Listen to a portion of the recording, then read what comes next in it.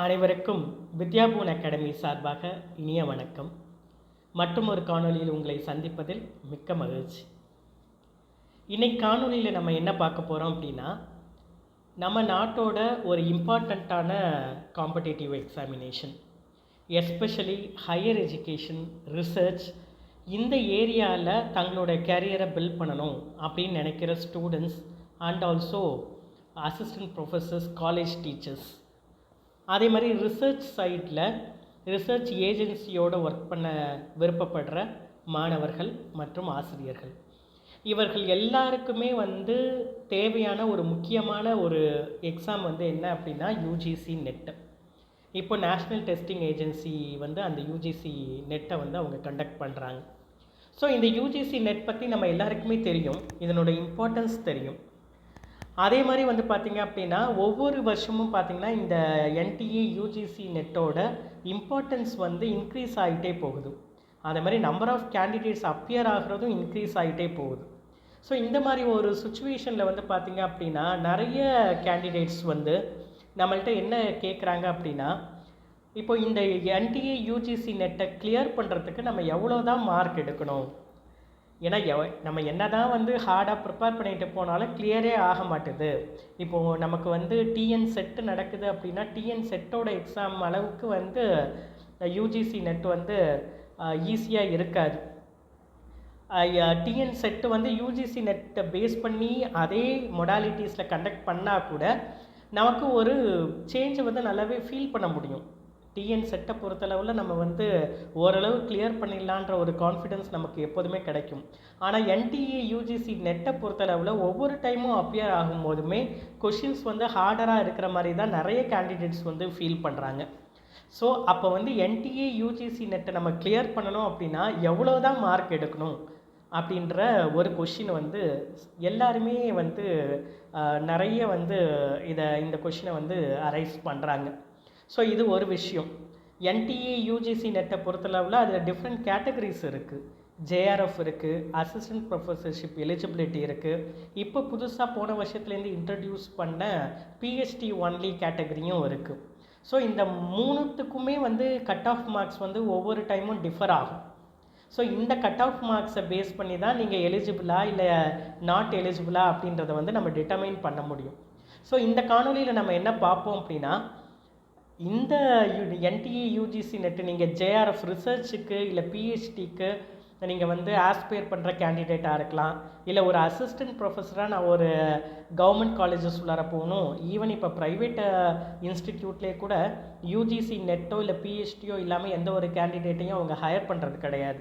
So இப்போ நீங்கள் teaching, higher education டீச்சிங்குள்ளார வரணுன்னாலே என்டிஏ யூஜிசி நெட்டை கிளியர் பண்ணியிருக்கணுன்றது இது மேண்டிட்டரி. அப்படி ஒரு சுச்சுவேஷன் தான் இப்போ ப்ரொவைல் ஆகுது. அதனால தான் இந்த என்டிஏ யூஜிசி நெட்டு ரொம்பவே ஒரு இம்பார்ட்டண்ட்டான எக்ஸாமாக இருக்குது. ஸோ இதில் பார்த்திங்க அப்படின்னா எதுக்கெல்லாம் நம்ம 3 கேட்டகரி இருக்கும் போது எந்த கேட்டகரியில் நம்ம அப்ளை பண்ணுறதுன்றதே நிறைய ஃப்ரெஷர்ஸாக வரவங்களுக்கு இப்போது பிஜி முடிச்சுட்டு வரவங்களுக்கு தெரிய மாட்டுது. அதே மாதிரி பார்த்திங்க அப்படின்னா உங்களுக்கு அண்டர் கிராஜுவேட் கோர்சஸ் முடித்தவங்க பிஜி முடிக்காமல் இந்த என்டிஏ யூஜிசி நெட்டை அட்டன் பண்ண முடியுமான்ற ஒரு கொஷின் இருக்குது. பட் நமக்கு என்டிஏ யூஜிசி நெட்டோட ப்ரௌச்சர் படி பார்த்தீங்க அப்படின்னா நீங்கள் 4 இயர்ஸ் பேச்சுலர்ஸ் டிகிரி, 4 இயர்ஸ் 3 வருஷம் இல்லை 4 years bachelors degree, especially engineering degree நீங்கள் முடிச்சிருந்தீங்க அப்படின்னா இப்போ என்ன ப்ரொவிஷன் இருக்குது அப்படின்னா நீங்கள் டேரெக்டாக நீங்கள் நேஷ்னல் எஜுகேஷன் பாலிசியில் 4 இயர்ஸ் நீங்கள் யூஜி முடிச்சுட்டு டைரெக்டாக பிஹெச்டிக்கு அப்ளை பண்ணலான்ற ப்ரொவிஷன்ஸ் கொடுத்துருக்காங்க. ஸோ அந்த ப்ரொவிஷனை அங்கே கொடுத்ததுனால உங்களுக்கு பிஹெச்டி என்டிஏ யூஜிசி நெட்டில் பிஜி இல்லாமலே நீங்கள் 4 இயர்ஸ் பேச்சுலர்ஸ் டிகிரி முடிச்சிருந்தீங்க அப்படின்னா நீங்கள் பிஹெச்டி எழுதுறதுக்கு நீங்கள் eligible. Not only engineering degree, நீங்கள் 4 இயர்ஸ் யூஜி டிகிரி முடிச்சிருந்தீங்கனாலே நீங்கள் எந்த சப்ஜெக்டாக இருந்தாலும் அதில் லிஸ்ட் அவுட் பண்ணியிருக்கிற NDA UGC net list out பண்ணியிருக்கிற சப்ஜெக்டை நீங்கள் அப்பியர் ஆகலாம், ப்ரொவைடட் உங்கள்கிட்ட 75% அக்ரிகேட் மார்க்ஸ் இருக்கணும். ஸோ இது ஒரு விஷயம். இது நிறைய பேருக்கு தெரியாத விஷயம், தெரிஞ்சுக்க வேண்டிய விஷயம். ஸோ நீங்கள் 4 இயர்ஸ் பேச்சுலர்ஸ் டிகிரி இன்ஜினியரிங்லேயோ இல்லை வந்து நேஷ்னல் எஜுகேஷன் பாலிசி படி நீங்கள் வந்து 4 இயர்ஸ் யூஜி டிகிரி முடிச்சிருந்தீங்கனாலோ உங்களுடைய மேஜர் சப்ஜெக்டில் வந்து நீங்கள் ரெலவெண்ட் சப்ஜெக்டில் வந்து நீங்கள் வந்து யூஜிசி நெட்டை அட்டன் பண்ணலாம். அது எப்போ அட்டன் பண்ணலாம் அப்படின்னா, நீங்கள் வந்து லாஸ்ட் இயர் யூஜிசி கைட்லைன்ஸ் படி நீங்கள் வந்து 4th இயர் படிக்கும் போது நீங்கள் வந்து 7th செம்லையும் அப்பியர் ஆகலாம், 8th செம்லையும் அப்பியர் ஆகலாம், எப்போ வேணாலும் அப்பியர் ஆகலாம். லாஸ்ட் இயரில் நீங்கள் அப்பியர் ஆகலாம். ஆனால் ஒரு கண்டிஷன் என்ன அப்படின்னா, நீங்கள் யூஜி முடிச்சுட்டு டைரெக்டாக வந்து இந்த என்டிஏ யூஜிசி நெட்டை அட்டன் பண்ணீங்க அப்படின்னா, சப்போஸ் நீங்கள் வந்து யூஜி முடிச்சுட்டு 4 இயர்ஸ் முடிச்சுட்டு நான் டைரெக்டாக பிஹெச்டி பண்ணணும் அப்படின்றதுனால நீங்கள் வந்து பிஹெச்டி ஒன்லி கேட்டகரியில் வந்து நீங்கள் வந்து என்டிஏ யூஜிசி நெட்டை வந்து எழுதி இருந்தீங்க அப்படின்னா, சப்போஸ் நீங்கள் கிளியர் பண்ணிட்டீங்க அப்படின்னா அது வந்து 1 இயருக்கான வேலிடிட்டி தான். ஸோ இந்த வருஷம் நான் வந்து யூஜி கோர்ஸை முடிக்கிறேன் அப்படின்னா அந்த இயரே நீங்கள் பிஹெச்டி வந்து ஜாயின் பண்ணணும்.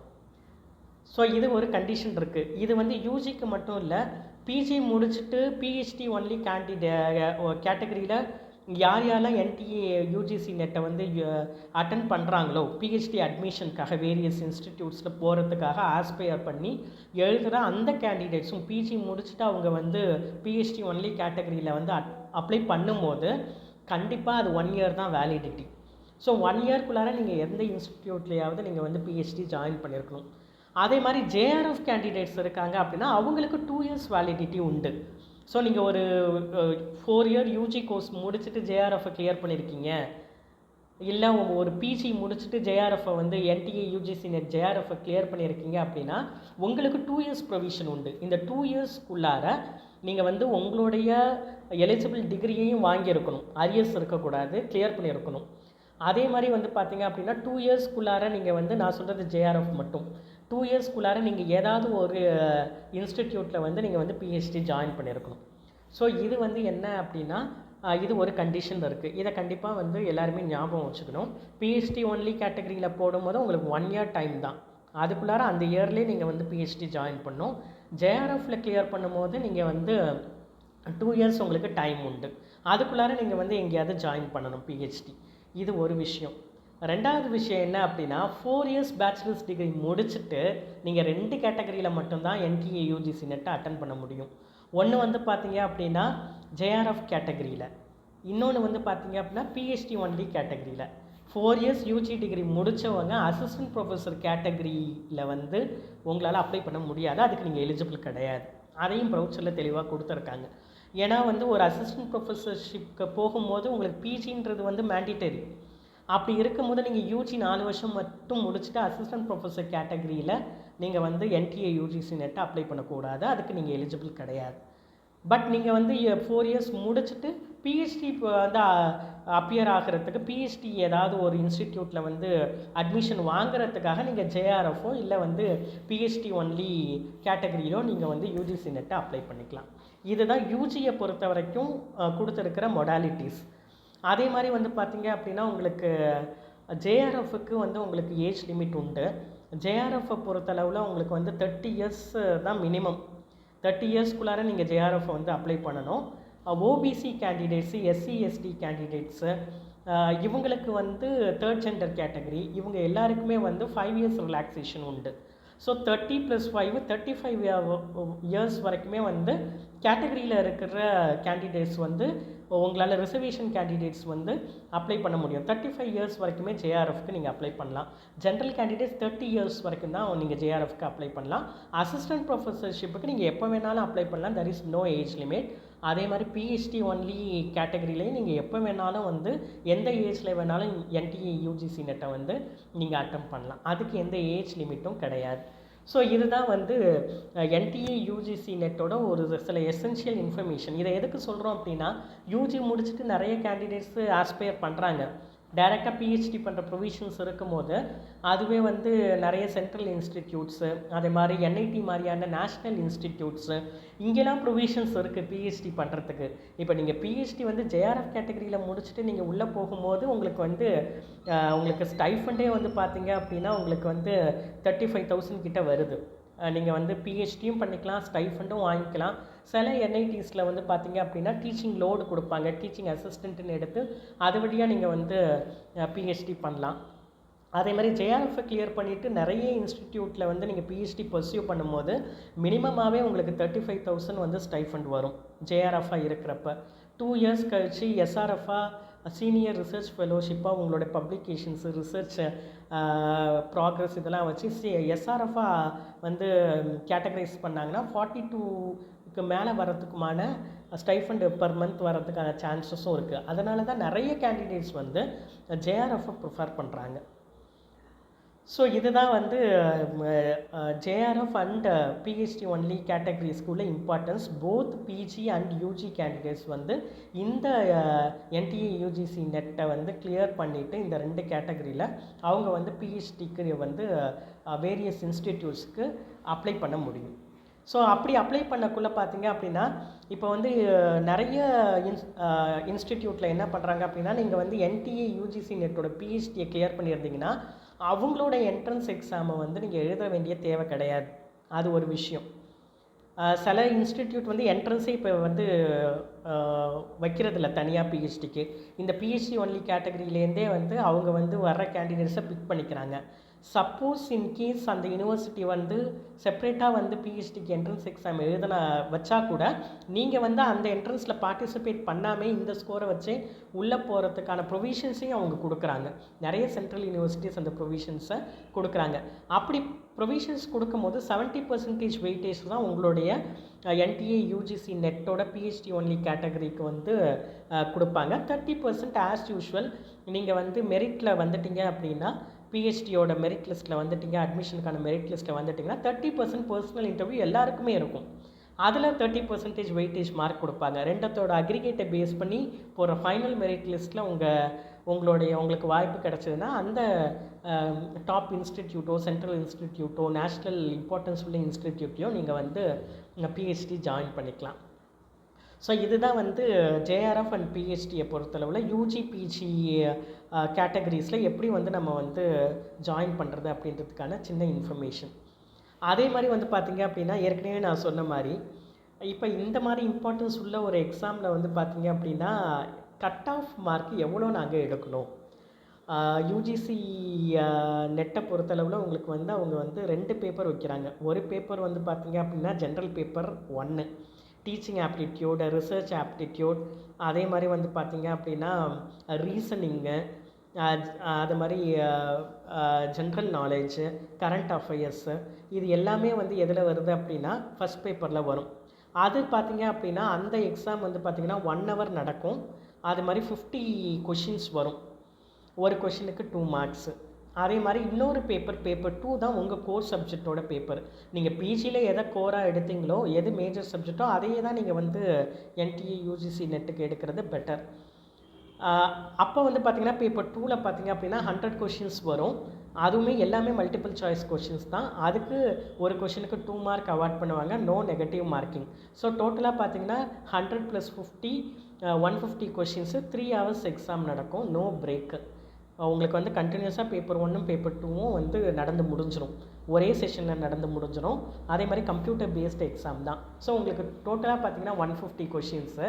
அதில் வந்து பார்த்திங்க அப்படின்னா 300 marks, 150 × 2 marks per question right answer. அதே மாதிரி வந்து பார்த்திங்க அப்படின்னா நெகட்டிவ் மார்க்கிங் கிடையாது. ஸோ இப்போ 300 தான் நம்மளுடைய மார்க்கு.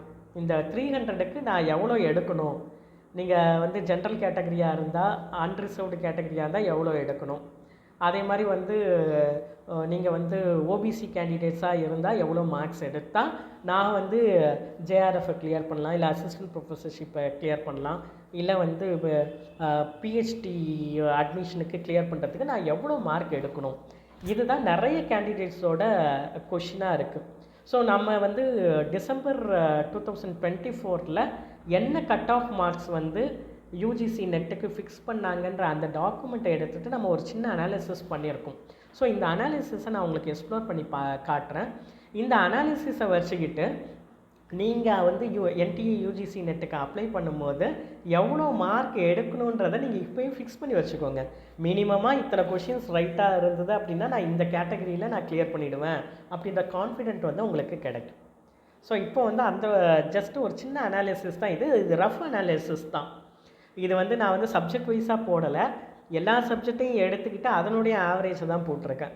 ஸோ இந்த பேசிக்கான இவ்வளோ கொஷின்ஸை நீங்கள் வந்து ரைட்டாக எழுதினாலே உங்களுக்கு அந்தந்த கேட்டகரியில் வந்து உங்களால் வந்து கான்ஃபிடெண்ட்டாக வந்து அதை கிளியர் பண்ணிட முடியும். ஸோ இப்போ அந்த சின்ன அனாலிசிஸை நான் உங்களுக்கு வந்து எக்ஸ்ப்ளோர் பண்ணி காட்டுறேன்.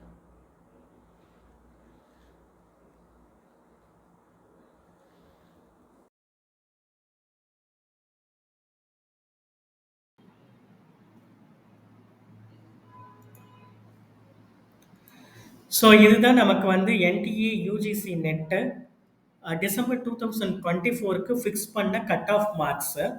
இந்த டாக்குமெண்ட் வந்து என்டிஏ யூஜிசி நெட்டோட அஃபிஷியல் வெப்சைட்லேருந்து எடுத்த டாக்குமெண்ட் தான். அவங்க வந்து அதிலே பப்ளிஷ் பண்ணியிருக்காங்க.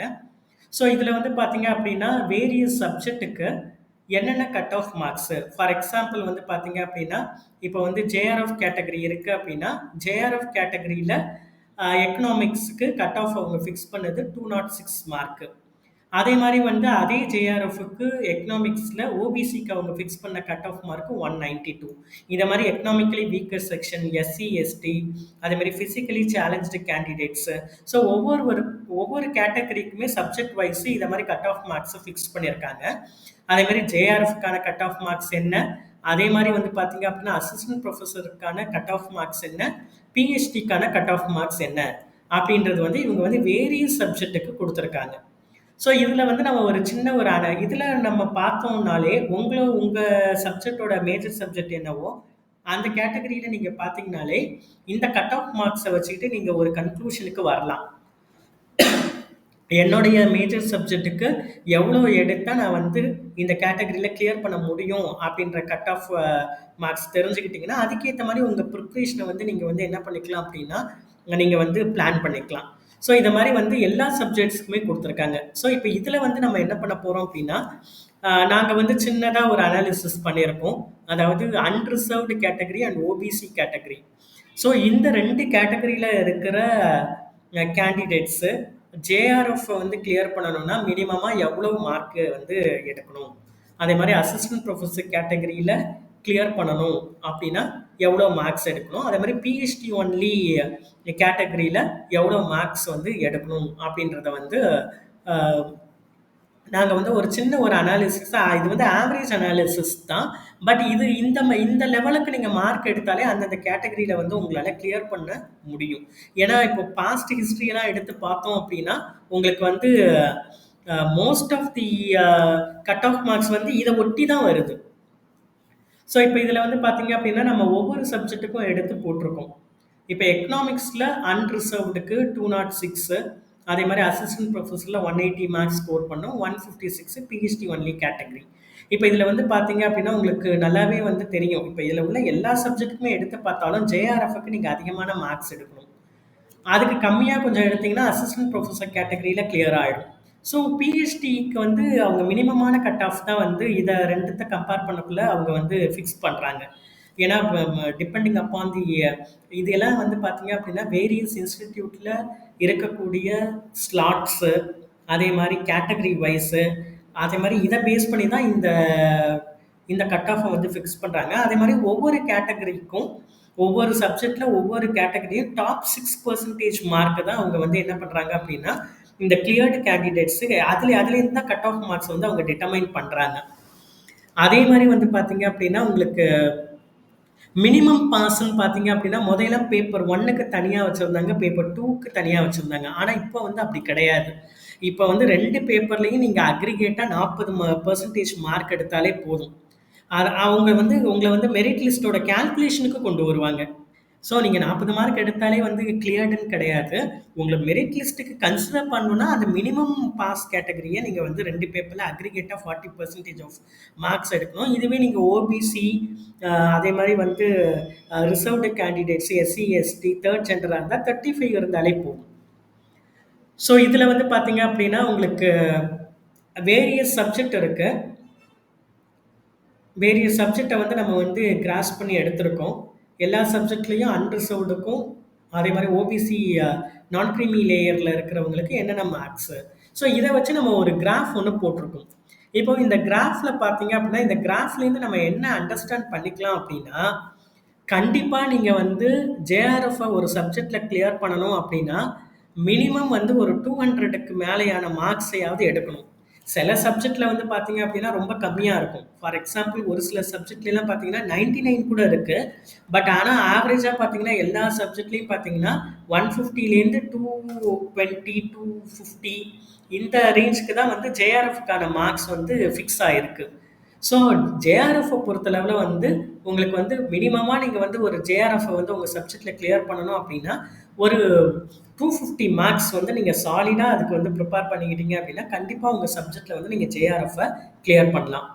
அதே மாரி assistant professor job assistant professor கேட்டகரியில பார்த்தீங்க அப்படின்னா, ஒரு 150லேருந்து ஒரு 200 மார்க்ஸ்க்குள்ளார நீங்க வந்து ஸ்கோர் பண்ணணும்.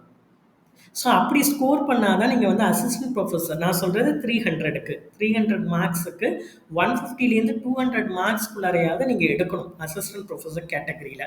அதே மாரி வந்து பார்த்தீங்க அப்படின்னா, பிஹெச்டியில பார்த்தீங்க அப்படின்னா 150லேருந்து 200க்குள்ளாரைக்கான மார்க்க வந்து நீங்க எடுத்தீங்கன்னா, பிஹெச்டி உங்களுக்கு கிளியர் ஆகும். ஸோ இந்த கிராஃப் வந்து அத தான் ஷோ பண்ணுது. இப்போ வந்து பார்த்தீங்க அப்படின்னா, ஜேஆர்எஃப் கேட்டகரி, அது மாதிரி assistant professor category, PhD only category. இந்த கேட்டகரிஸை பார்த்தீங்கன்னா எல்லாமே 150 டு 250 ரேஞ்சஸ்க்குள்ளாரே தான் உங்களுக்கு கட் ஆஃப் மார்க்ஸ் வந்து எல்லா சப்ஜெக்ட்லேயுமே வருது. ஒரு சில எக்ஸப்ஷனல் சப்ஜெக்ட் இருக்கலாம். அதில் வந்து கட் ஆஃப் கொஞ்சம் லோவாக வந்து ஃபிக்ஸ் ஆகிறதுக்கு வாய்ப்பு இருக்குது. இதிலெல்லாம் பார்த்தீங்க அப்படின்னா உங்களுக்கு வந்து பிஹெச்டி ஒன்லி கேண்டிடேட்ஸில் இப்போ 100 மார்க்ஸு 120 மார்க்ஸ் எடுத்தாலே கிளியர் ஆகிறதுக்கான ஒரு சில சப்ஜெக்ட்லாம் அந்த அளவுக்கும் இருக்குது. பட் ஆனா, ஒரு கான்ஃபிடென்ட் லெவல்ல நீங்க வந்து அட்டெம்ப்ட் பண்ணணும் எக்ஸாம அப்படின்னா, இந்த 150 டூ 250 ரேஞ்ச வந்து நீங்க வந்து கண்டிப்பா ஃபிக்ஸ் பண்ணிக்கணும். நீங்க அசிஸ்டன்ட் புரொஃபசர் கேட்டகரியா இருந்தா கண்டிப்பா 200 மார்க்ஸாவது எடுக்கணும். 300க்கு 200 மார்க்ஸாவது எடுக்கணும். அதே மாரி வந்து ஒரு பிஹெச்டிக்கு நீங்க வந்து ஒரு சப்ஜெக்ட்ல வந்து பிஹெச்டி ஒன்லி கேட்டகரியில போடுறீங்க அப்படின்னா, 150 மார்க்ஸாவது மினிமம் எடுக்கணும். அதே மாரி ஜேஆர்எஃப் உங்களுக்கு வேணும் அப்படின்னா, 200 டூ 250க்குள்ள நீங்க வந்து மார்க்ஸ் ஸ்கோர் பண்ணணும் 300க்கு. ஸோ அதுதான் இந்த அனாலிசிஸ் ஷோ பண்ணுது. ஸோ உங்களுடைய டார்கெட் எப்போதுமே 150 டூ 250 மார்க்ஸ் வந்து ஸ்கோர் பண்ற அளவுக்கு நீங்க வந்து இப்போ உங்க ப்ரிப்பரேஷனை வச்சுக்கணும். அதே மாரி இன்னொரு அனாலிசிஸும் நம்ம போட்டிருக்கோம். இதுவுமே ஒரு சின்ன அனாலிசிஸ் தான். சப்போஸ் நான் வந்து ஒரு ஜேஆர்எஃப்பா வந்து ஒரு ஜேஆர்எஃப் கேட்டகரியில நான் வந்து அ என்டிஏ யுஜிசி நெட்ட கிளியர் பண்ணணும் அப்படின்னா, அன்ரிசர்வ்டு கேண்டிடேட்டா இருந்தா, கண்டிப்பா நீங்க மினிமம் இது வந்து நான் ஒரு ஆவரேஜ் தான் சொல்றேன். உங்க சப்ஜெக்ட்டுக்கு மாறும். ஸோ 211 மார்க்ஸாவது நீங்க கண்டிப்பா மினிமம் ஸ்கோர் பண்ணணும். அதாவது 200 பிளஸ். ஸோ அப்போ வந்து 200 பிளஸ் நீங்க ஸ்கோர் பண்ணணும் அப்படின்னா, மினிமம் ஒரு 106 கொஸ்டின்ஸாவது நீங்க வந்து கரெக்ட்டா எழுதணும். நீங்க அன்ரிசர்வ்டு கேண்டிடேட்டா இருந்தீங்க அப்படின்னா. அதுவே ஓபிசி கேண்டிடேட்டா இருந்தீங்க அப்படின்னா, கண்டிப்பா ஒரு 200 கொஸ்டின்ஸாவது நீங்க வந்து கரெக்ட்டா எழுதணும். ஸோ 300க்கு வந்து நீங்க வந்து 201 மார்க்ஸாவது எடுக்கணும். அட்லீஸ்ட் வந்து 101 கொஸ்டின்ஸாவது நீங்க கரெக்ட்டா அட்டெம்ப்ட் பண்ணணும். ஏன்னா ஒரு கொஸ்டினுக்கு 2 மார்க்ஸ் இல்லையா? இப்போ 101 கொஸ்டின்ஸ் நீங்க 100 கொஸ்டின்ஸ் ரைட்டா எழுதியிருந்தீங்கன்னா தான் உங்களுக்கு 200 மார்க்ஸ் வரும். ஓபிசி கேட்டகரியில.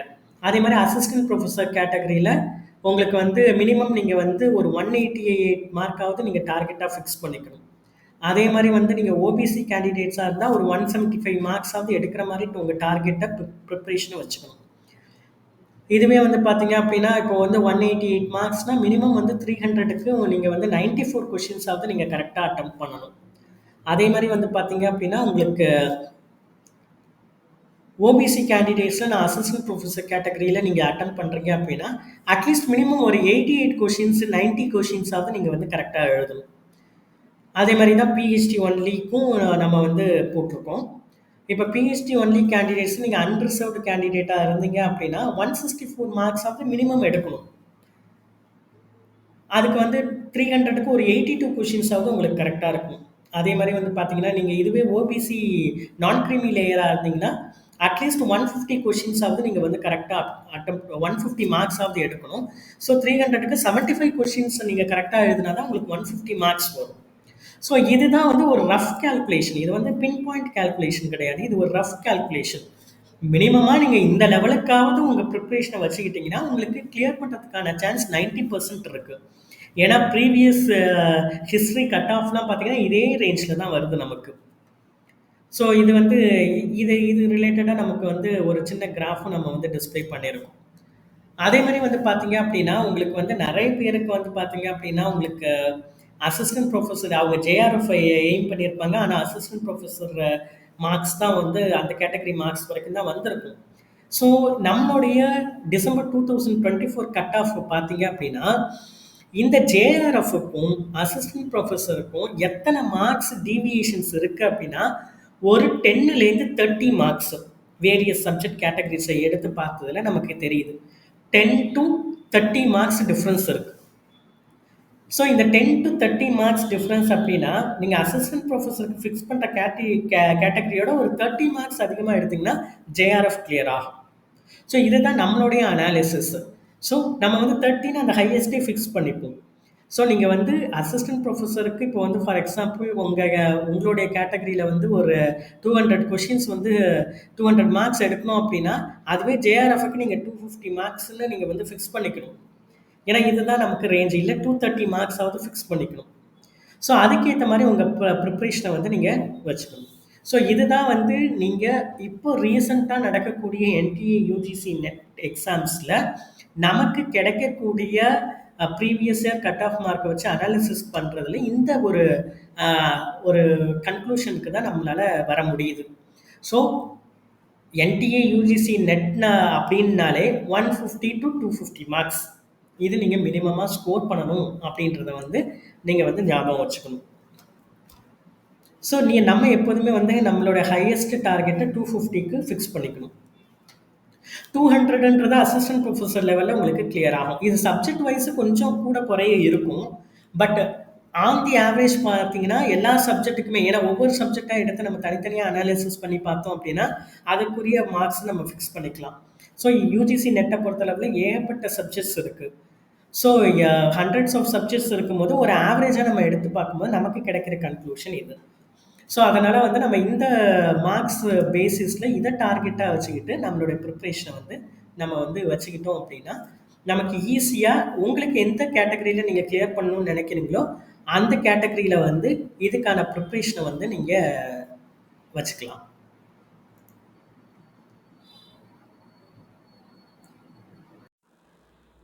ஸோ ஒரு கன்க்ளூஷனாக நம்ம வந்து இந்த அனாலிசிஸ்க்கு பண்ணதுக்கப்புறம் நம்ம என்ன ஒரு கேட்டகரியை வந்து நம்ம வந்து மார்க்ஸ் கேட்டகரி வந்து ஃபிக்ஸ் பண்ணலாம் அப்படின்னா, நீங்கள் வந்து பிஹெச்டியை கிளியர் பண்ணணும், பிஹெச்டி ஒன்லி கேட்டகரியில் நீங்கள் அப்ளை பண்ணுறீங்கன்னா மினிமமாக 150 மார்க்ஸாவது நீங்கள் வந்து ஸ்கோர் பண்ணுறதுக்கான டார்கெட்டை நீங்கள் ஃபிக்ஸ் பண்ணிக்கணும். ஸோ 150 மார்க்ஸ் எடுக்கணும் அப்படின்னா 300க்கு அட்லீஸ்ட் 75 கொஷின்ஸாவது நீங்கள் வந்து ரைட்டாக ஆன்சர் பண்ணணும். இதுவே நீங்கள் வந்து அசிஸ்டன்ட் ப்ரொஃபஸர் கேட்டகரியில் வந்து கிளியர் பண்ணணும் அப்படின்னு நீங்கள் நினைக்கிறீங்க அப்படின்னா மினிமமாக வந்து ஒரு 200 மார்க்ஸ் ஆகுது 300க்கு நீங்கள் ஸ்கோர் பண்ணணும். ஸோ அட்லீஸ்ட் 100 மார்க்ஸ் 100 கொஷின்ஸ் ஆகுது உங்களுக்கு வந்து நீங்கள் வந்து அந்த 150 மார்க்ஸுக்கான அந்த பேப்பர் 1 பேப்பர் 2ல் வந்து அக்ரிகேட்டாக நீங்கள் எடுக்கணும். ஸோ வந்து அட்லீஸ்ட் ஒரு 100 கொஷின்ஸ் நீங்கள் ரைட்டாக அட்டெம்ப்ட் பண்ணால் தான் 200 மார்க்ஸ் கிடைக்கும். ஸோ அதுவே வந்து ஒரு ஜேஆர்எஃப் கேட்டகரியில் நீங்கள் அப்ளை பண்ணுறீங்கன்னா மினிமமாக 250 நீங்கள் ஃபிக்ஸ் பண்ணிக்கணும்.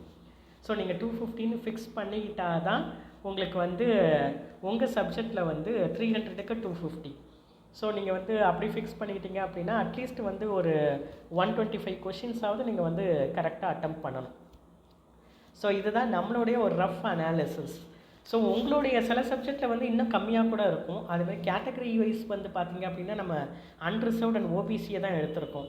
எஸ்சி எஸ்டி கேண்டிடேட்ஸ்க்கு இனிமேல் குறையும். ஏன்னா நம்ம எப்போதுமே ஹையஸ்ட்டாக வச்சுப்போம். எஸ்சி எஸ்டிக்கு இன்னும் கொஞ்சம் மார்க் கம்மியாக வந்து ஒரு 10 மார்க்ஸ் இந்த மாதிரி டிஃப்ரென்ஸில் வந்து கம்மியாக எடுத்தால் அவங்க கிளியர் பண்ணலாம். அதேமாதிரி third gender category, economically weaker section, அது மாதிரி ஃபிசிக்கலி சேலஞ்சு கேண்டிடேட்ஸு, இந்த கேட்டகரிக்கெலாம் வந்து பார்த்திங்கன்னா கொஞ்சம் அதை விட கம்மியாக எடுத்தாலே வந்து உங்களுக்கு வந்து கிளியர் ஆகிடும். ஸோ இதுதான் நம்மளுடைய ஒரு சின்ன ஒரு அனாலிசிஸ்ஸு. அதே மாதிரி வந்து பார்த்திங்க அப்படின்னா உங்களுக்கு வந்து இந்த ஒரு எக்ஸாமுக்காக நம்ம அகாடமி வந்து பார்த்திங்க அப்படின்னா லோ காஸ்ட் மெட்டீரியல் வந்து பேப்பர் 1க்கு நாங்கள் வந்து ப்ரொவைட் பண்ணுறோம். பேப்பர் 1 வந்து பார்த்திங்கன்னா அது 75 ருபீஸ் பிடிஎஃப் மெட்டீரியலாக தான் இருக்குது. அதில் வந்து பார்த்திங்க அப்படின்னா நம்ம வந்து அந்த 10 யூனிட்ஸுக்கான எல்லா கான்செப்ட்ஸும் நம்ம எக்ஸ்பிளைன் பண்ணி, அதே மாதிரி அதுக்கான மல்டிபிள் சாய்ஸ் கொஷினும் இருக்குது, டீட்டெயில் எக்ஸ்ப்ளனேஷன்ஸும் இருக்குது. அந்த மெட்டீரியலை நீங்கள் ஃபாலோ பண்ணிங்கனாலே உங்களால் வந்து கண்டிப்பாக வந்து பேப்பர் 1ல் நல்லாவே மார்க்ஸ் ஸ்கோர் பண்ண முடியும். எங்கள் அகாடமியை பொறுத்தளவில் என்டிஏ யூஜிசி நெட் ஆகட்டும், அதே மாதிரி வந்து டிஎன் செட்டு, இது மாதிரி செட் எக்ஸாமு, இது எல்லாத்துக்குமே எங்கள் கேண்டிடேட்ஸுக்கு நாங்கள் கொடுக்குற ஃபஸ்ட் அட்வைஸ் வந்து பேப்பர் 1ல் கண்டிப்பாக நீங்கள் 50 அவுட் ஆஃப் 50 எடுக்கிறதுக்கு நீங்கள் ட்ரை பண்ணணும் அப்படின்றது எங்களுடைய ஒரு இம்பார்ட்டண்ட்டான டிப்ஸு. ஏன்னா வந்து ஃபஸ்ட் பேப்பர்ன்றது வந்து ஜென்ரல் பேப்பர், அதை நல்லா ப்ரிப்பேர் பண்ணிவிட்டு அதில் வந்து எல்லா கொஷினையுமே வந்து நீங்கள் கிளியர் பண்ணுறதுக்கு ட்ரை பண்ணணும். ஏன்னா எப்போதுமே பேப்பர் 2 கோர் சப்ஜெக்ட் வந்து கொஞ்சம் கஷ்டமாக தான் இருக்கும். ஸோ அதுவும் இப்போ வந்து NTA UGC NET year by year பார்க்கும்போது கொஷின்ஸ் எல்லாமே டஃப்பராக தான் இருக்குது. ஸோ இந்த டஃப்னஸ் வந்து எப்போதுமே இருக்கும், டிஃபிகல்ட்டி லெவல் வந்து கொஞ்சம் ஹையாக தான் இருக்கும். அதனால் பேப்பர் 2ல் வந்து நம்மளால் அதிகமாக மார்க்ஸ் ஸ்கோர் பண்ணுறதுன்றது வந்து கொஞ்சம் கஷ்டமான விஷயமா இருக்கிற பட்சத்தில் நம்ம வந்து ஃபஸ்ட் பேப்பரில் நல்லாவே வந்து மார்க்ஸை ஸ்கோர் பண்ணிக்கலாம். வந்து பேப்பர் 1க்கு தனி கட் ஆஃப், பேப்பர் 2க்கு தனி கட் ஆஃப்னு இருந்தது. பட் இந்த டைம் அப்படி ஒரு விஷயத்தை எடுத்துட்டாங்க, அது நமக்கு அட்வான்டேஜ். ஸோ அதனால் நாங்கள் எப்போதுமே பேப்பர் 1ல் வந்து நிறைய மார்க்ஸ் ஸ்கோர் பண்ணணும் அப்படின்றத எங்கள் கேண்டிடேட்ஸ்க்கு நாங்கள் வந்து அட்வைஸாக கொடுக்குறோம். ஸோ எங்களுடைய அகாடமியோட பிடிஎஃப் மெட்டீரியல் 75 ருபீஸ் மெட்டீரியல் இருக்குது. அதில் வந்து நல்ல டீட்டெயில்டாகவே ஃபஸ்ட் பேப்பருக்கு உங்களுக்கு வந்து எக்ஸ்ப்ளனேஷன்ஸோட எல்லா கான்செப்டையும் நாங்கள் வந்து எக்ஸ்பிளைன் பண்ணியிருக்கோம். அது எல்லாமே வந்து previous year question paper, subject experts, இந்த ஃபீல்டில் இருக்கிற சப்ஜெக்ட் எக்ஸ்பர்ட்ஸை வந்து ப்ரிப்பேர் பண்ண பிடிஎஃப் மெட்டீரியல்.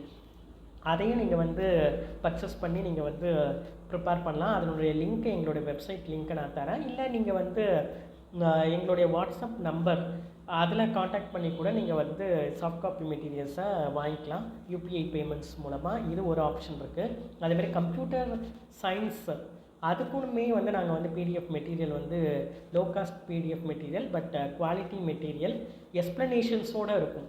வெறும் மல்டிபிள் சாய்ஸ் மட்டும் இல்லை, எல்லா யூனிட்டுக்கான எக்ஸ்ப்ளனேஷன்ஸ் இருக்கும். ஸோ அதுவும் நீங்கள் பர்ச்சேஸ் பண்ணலாம். அதே மாதிரி எல்லா சப்ஜெக்ட்டும் மற்ற சப்ஜெக்ட்ஸை பொறுத்தளவில் ஃபஸ்ட் பேப்பருக்கு நாங்கள் வந்து massive online mark test provide பண்ணுறோம். நீங்கள் வந்து 30 டேஸோ 90 டேஸோ வந்து எங்களுடைய வெப்சைட்டில் ரெஜிஸ்டர் பண்ணிவிட்டு நீங்கள் வந்து மல்டிபிள் சாய்ஸ் கொஷின்ஸ் வந்து அது எல்லாமே ப்ரீவியஸ் இயர் கொஷின்னு, அதேமாதிரி சப்ஜெக்ட் எக்ஸ்பர்ட்ஸ் ப்ரிப்பேர் பண்ண மல்டிபிள் சாய்ஸ் கொஷின்ஸ் தான். ஸோ இந்த மல்டிபிள் சாய்ஸ் மார்க் எக்ஸாமை நீங்கள் ஆன்லைன்லேயே எடுத்துக்கும் போது உங்களுக்கு வந்து NTA UGC net computer based exam டைமை மேனேஜ் பண்ணணும். ஸோ இது வந்து உங்களுக்கு நல்ல ப்ராக்டிஸாக இருக்கும். இந்த எக்ஸாம்ஸ் நீங்கள் ஃபுல்லாக வந்து அட்டெம்ப்ட் பண்ணாலே உங்களுக்கு நிறைய மார்க்ஸ் வந்து இதன் மூலமாக நீங்கள் வந்து ஸ்கோர் பண்ணிக்கலாம். எக்ஸாம் முடிஞ்சதுக்கப்புறம் உங்களுக்குன்னு உள்ள டேஷ்போர்டில் அதுக்கான ஆன்சர்ஸ் எல்லாமே டிஸ்பிளே ஆகும் ஸ்மால் எக்ஸ்ப்ளனேஷன்ஸோட. அதை நீங்கள் எப்போ வேணாலும் நீங்கள் லாகின் பண்ணி அதை வந்து படிச்சுக்கலாம். ஸோ இந்த மாதிரி ஆப்ஷன்ஸும் பேப்பர் 1க்கும் பெரும்பாலான யூஜிசி நெட் சப்ஜெக்ட்ஸ்க்கும் எங்களுடைய அகாடமி சார்பாக எங்களுடைய vidyabhoon.com வெப்சைட்டில் நாங்கள் ஆஃபர் பண்ணுறோம். ஸோ எல்லாத்தோடைய லிங்க்ஸையும் நான் வந்து டிஸ்கிரிப்ஷனில் கொடுக்குறேன். ஸோ இதெல்லாம் யூஸ் பண்ணி நீங்கள் வந்து NTA UGC NET whether you're aspiring for JRF or assistant professorship, government exams, government இன்ஸ்டிடியூஷன்ஸ்க்கு போகிறதுக்கு நீங்கள் வந்து பிரியப்பட்டாலும், அதே மாதிரி வந்து பார்த்திங்கன்னா ஒரு பிஹெச்டி நல்ல இன்ஸ்டிடியூட்டில் நீங்கள் ஜாயின் பண்ணணும் ஸ்டைஃபண்டோட அப்படின்னாலும் இந்த எக்ஸாம் ரொம்ப இம்பார்ட்டண்ட்டு. ஸோ எங்களுடைய இந்த சின்ன சர்வீசஸை நீங்கள் வந்து யூட்டிலைஸ் பண்ணி உங்களுடைய ப்ரிப்ரேஷனை பூஸ்டப் பண்ணிக்கலாம். எந்த குவரியாக இருந்தாலும் நீங்கள் கமெண்ட் பாக்ஸில் கொடுங்க, அதுக்கு ஆன்சர் கொடுக்கறதுக்கு நாங்கள் வந்து தயாராக இருக்கோம். அனைவருக்கும் மிக்க நன்றி. மீண்டும் மற்றொரு காணொளியில் சந்திப்போம். நன்றி, வணக்கம்.